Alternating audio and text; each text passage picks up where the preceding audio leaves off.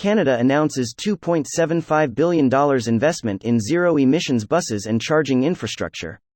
Here's a summary of the article. The recently announced investment from the Government of Canada includes zero-emissions public transit and school buses.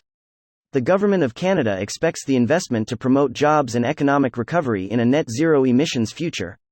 The Government of Canada believes the investment in zero emissions will create more lucrative jobs in Canada's growing EV manufacturing industry.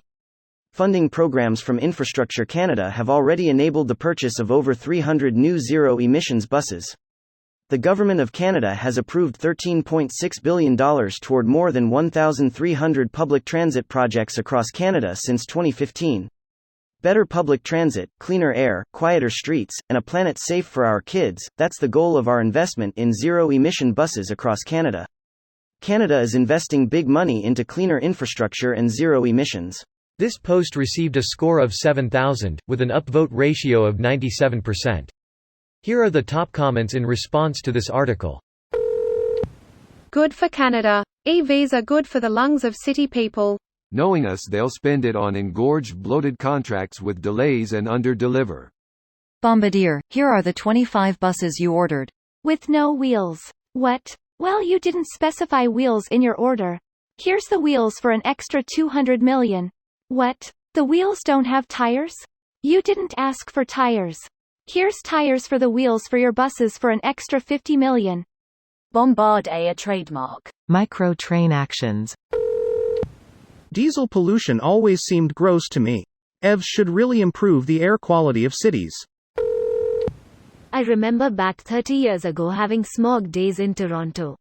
While we did need to move out of the city for my son's asthma, there isn't half as much smog as there was in the 80s and 90s. Every step is a step in the right direction. Smiley face.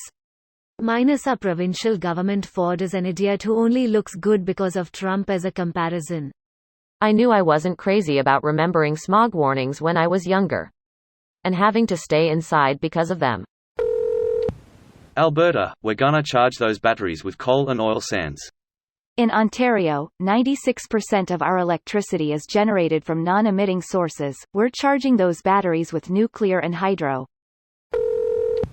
How much buying power your dollar has and how much money the gov want to print to pay for projects.